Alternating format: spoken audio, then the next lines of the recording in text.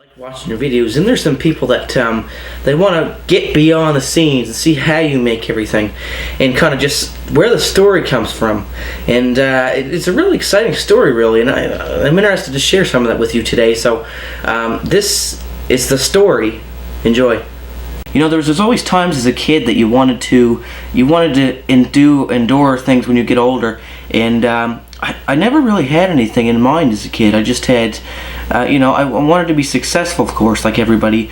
But I think as I grew up, I realized that in order to be successful, you need to have something specific in life. And if you can't do that, then I always figured, well, what am I going to do? I have to do something. So when I, KCA, grade 6, it all started there. I never knew nothing really about computers. And then, I just started using them and realizing that, wow, this isn't, that hard. So, I slowly started getting into computers more. And as I did, in grade 9, when I hit Horton, I was a whiz. I had people coming to me and, wondering how to do this and how to do that. And it was all very interesting. So, after realizing this, I said, well, maybe I can actually make something of myself. So I actually tried many of times to make websites and stuff like that. So that was something I was slowly getting into. But as time went on, I finally learned all these different things about websites and what goes into them, because I was always that kind of guy that wanted to be behind the scenes of how things were made. Look at movies this different way, look at films a different way, and just like all that kind of stuff. Just it amazed me as I was growing up about how things were made and beyond the scenes, like when you watch a movie. So as I went on the next year at Horton, grade 10, I took as many courses as I could to be into this kind of stuff. So I took film and video, which was something that I was into at the time as well, videos and making films and editing films and all that stuff. And that was interesting. Also at the time I took, I can't remember what I took actually, but it was all the courses I took that year and the years after that, and until I just graduated this year, was everything I possibly could relating to technology. And I find after learning all these, especially in grade 10, I really was a whiz at computers. Computers and advanced computer systems, not only computers, but just anything related to computers. I was really aware of programs like Microsoft Office and Word and PowerPoint, and I would have people coming to me and asking me questions actually, because I was that familiar with how this stuff worked and how there's just a whiz on these things. So in grade 10 I started my own website, which was I think it was Adam Reid Design, and I did pretty good on it, but it wasn't something that I had really time for. I had schooling. It was kind of getting in the way of schooling, and you can't obviously be doing that. So I wanted to make sure I had all my credits for graduation, and I did, which was good this year.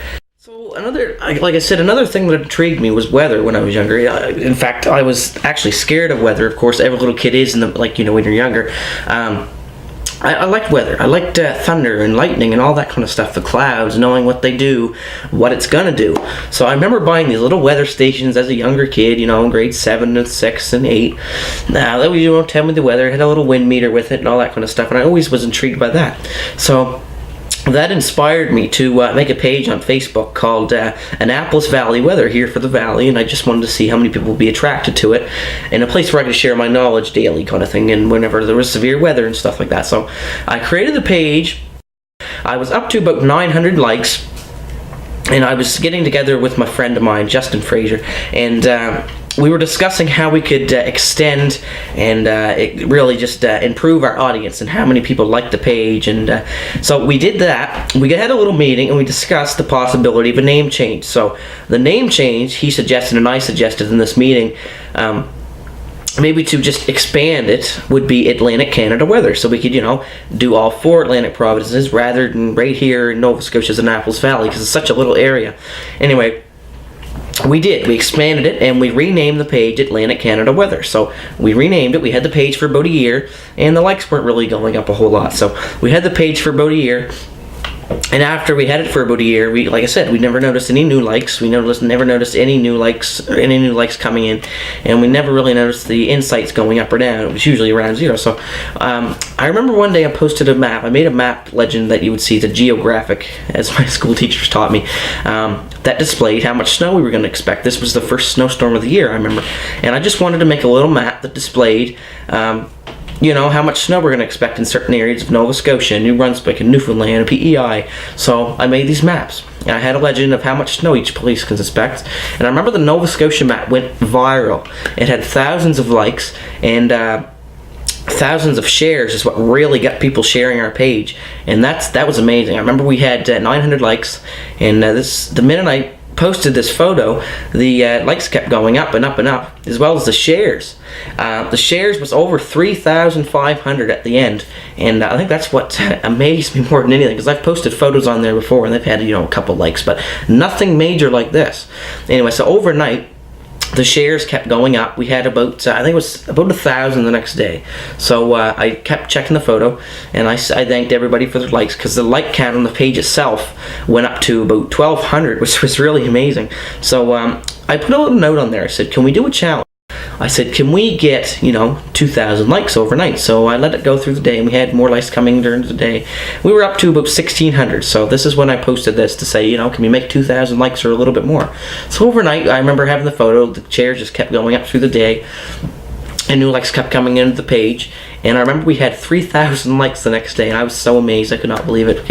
And then I also realized that you have people that are going to like the page, but you also have people that are going to want to in questions and all these questions answered from them. So I had to recruit 2 people. I had Justin, of course, and then another Robert came to me and said, you know, do you need any help? And I said, yes, I would love help, because it really gets busy, if you will, after doing all this kind of stuff, of keeping up with it. So we made the page this, and after making it, like these likes, after the years, you know, we both posted stuff. We had our own logos and everything we posted after the years, improved the page, and here we are today. We have about 4,500 likes, so we're doing really good on Facebook, and it's something I plan to get into maybe in the years to come. Meteorology, in particular storm chasing, is one thing I really want to do. And I personally like to thank everybody, Robert, Justin, and Ashley, for their time on the page as well. I couldn't do it without you guys, and I really appreciate you, the fans of Atlantic Canada Weather and the fans of what I do. I'd like to personally thank you for helping me do something I love in life. It really intrigues me that someone has to listen and chooses to listen to something that I, you know, create, and it really makes a big difference in my life to know that someone appreciates what I do, and I couldn't do it without you guys. Like I said, I always made movies as a kid. I always made, you know, little videos of anything really. So one day I had the idea of creating a web show that I could update daily and weekly and monthly and everything. So I created that. I called it Adam Dill TV, and I made an intro. It was a nice little intro. I like that. And the intro composed of a little logo that I created, which was really neat. And I think the logo on things today is what really attracts people's attention, is what I made it for. And as I was making this logo, I was thinking, well, what could I do? What could I do? I never really had anything in mind in particular.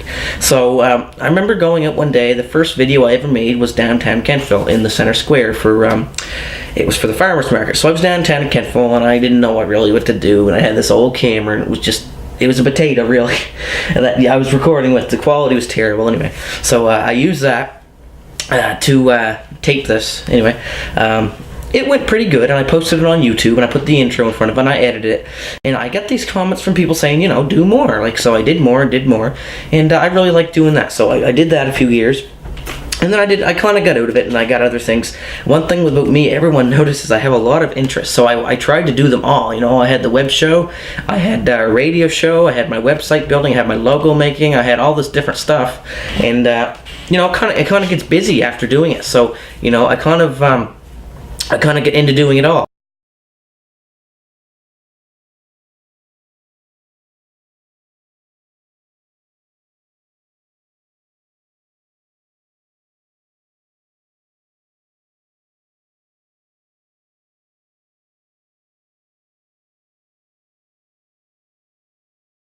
I've always had these people that ask me, you know, what do you want to do when you get older? And that's one of the things I had to realize is I have to pick one of these things to do when I get older, if not something totally different. So I realized, okay, which one of these do I want to do? And it's still not set in stone today what I want to do.